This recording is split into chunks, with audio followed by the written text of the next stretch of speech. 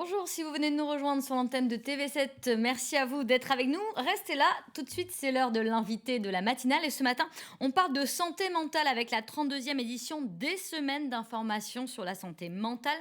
Ça se déroule du 4 au 17 octobre avec un objectif, sensibiliser à ce problème de santé publique qui s'est amplifié depuis la crise sanitaire.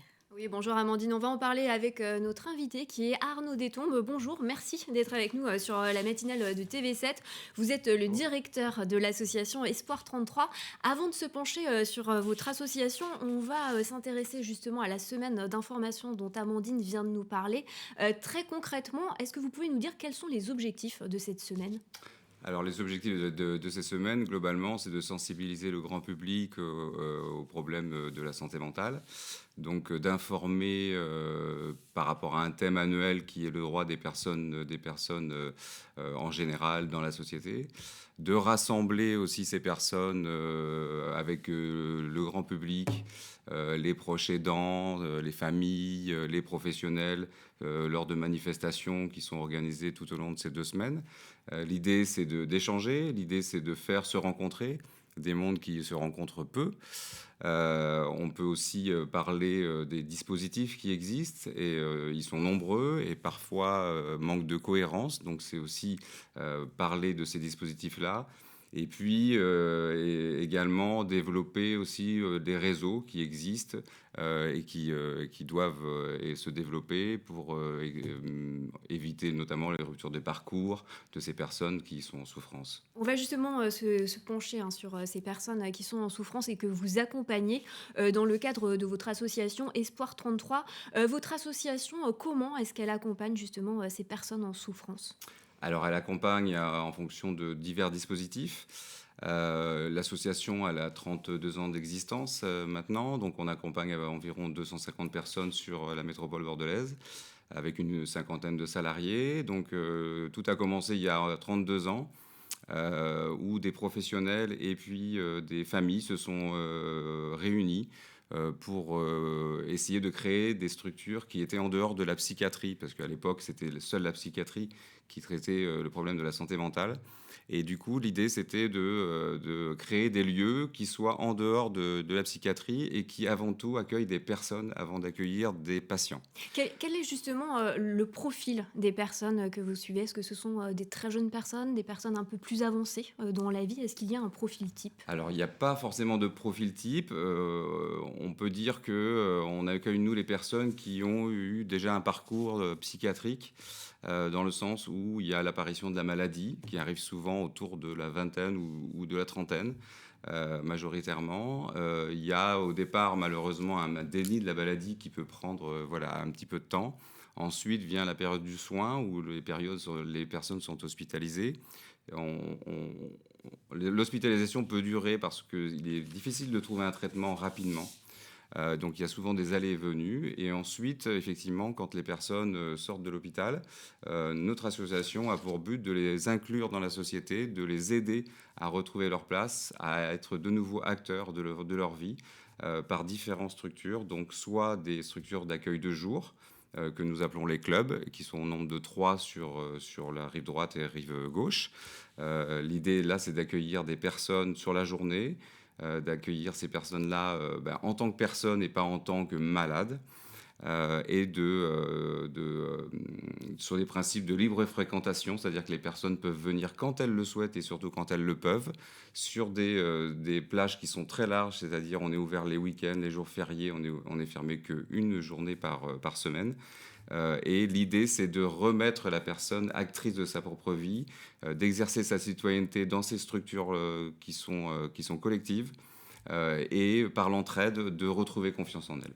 Justement, on a l'impression que la santé mentale, jusqu'à il y a très peu de temps, c'était un sujet tabou. On en parle de plus en plus. Il y a eu la semaine dernière les assises de la santé mentale. Il y a un numéro qui a été mis en place, un numéro prévention suicide. Il y a un chèque pour les séances psy. Il y a des séances de psychologues aussi qui seront remboursées. Est-ce que ce sujet, il est de moins en moins tabou ? Est-ce que vous le ressentez comme ça ?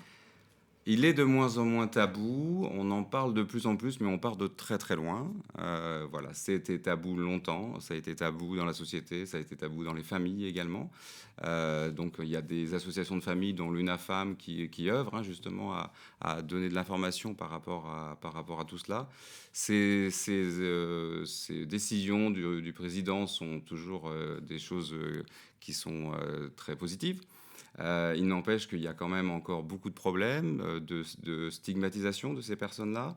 Je donne souvent l'exemple d'une personne handicapée qui est en fauteuil roulant dans la rue, où elle va avoir du mal effectivement à traverser la rue. Et à ce moment-là, vous arrivez, vous voyez le handicap, vous voyez la personne et vous savez quoi faire pour l'aider. Une personne qui va avoir une phobie ou qui va parler toute seule dans la rue, qui ne va pas pouvoir rentrer dans un magasin, on va avoir une crainte qui va s'opérer directement parce que le handicap est invisible, ou en tout cas peu connu ou stigmatisant. Donc voilà, ça c'est des choses qui sont encore problématiques. On a vu un petit peu auparavant dans le journal que depuis la crise sanitaire, il y avait une demande et une détresse croissante des patients. Est-ce que c'est quelque chose aussi que vous ressentez au niveau de votre association ou justement les patients que vous prenez en charge sont différents et du coup vous n'avez pas eu cet impact Covid-19 ? Alors, il est indéniable qu'effectivement, on a tous été impactés par cette difficulté par rapport à nos droits, par rapport à nos libertés, par rapport au fait d'avoir des relations sociales. Et ça a impacté notamment la jeunesse. On parle effectivement de ces chèques, ces chèques psy qui sont impartis pour la jeunesse. Par rapport à notre expérience, effectivement, ça a pas impacté tant que ça les personnes qui étaient déjà souffrant psychiquement ou malades psychiques, dans le sens où ils sont habitués à être isolés malheureusement. Et du coup, ces périodes de confinement n'ont pas vraiment changé, entre guillemets, leur vie. On a craint effectivement des phénomènes de décompensation, de difficultés, mais on a mis en place, nous, dans nos structures, des modalités différentes où on appelait les personnes, etc., où on a créé des blogs, on a créé pas mal d'outils aussi numériques, qui fait que finalement, on n'a pas connu de difficultés supplémentaires.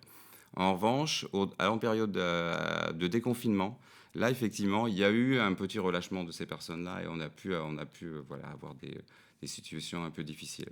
Très rapidement, avant de finir, donc vous participez cette semaine à un ciné-débat où il va y avoir des témoignages donc, de personnes que vous suivez, mais aussi de proches. Expliquez-nous un petit peu, donc c'est jeudi, comment ça va se dérouler ? Alors ça va se dérouler au marché des Douves, salle de marché des Douves au Capucin à partir de 15h.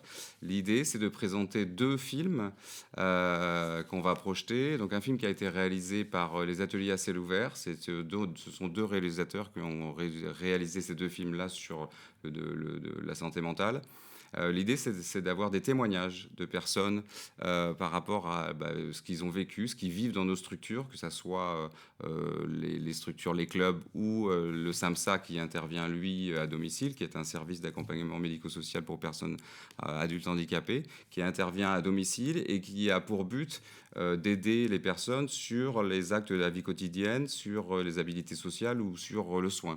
Donc là, on a des équipes effectivement pluridisciplinaires de soignants ou éducatives qui aident les personnes à avoir un logement autonome dans le meilleur confort possible. Donc tous ces témoignages-là de ces structures vont être réalisés et le but, c'est effectivement d'inviter aussi le grand public. Donc même si on est limité par une jauge à 100 personnes, on espère avoir du monde pour pouvoir témoigner, avoir des allers-retours avec la salle et puis justement communiquer sur ce qu'est la maladie mentale à l'heure actuelle et la santé mentale. Merci beaucoup d'avoir été avec nous justement pour nous parler de ce problème qu'est la santé mentale. Merci d'être venu sur la matinale.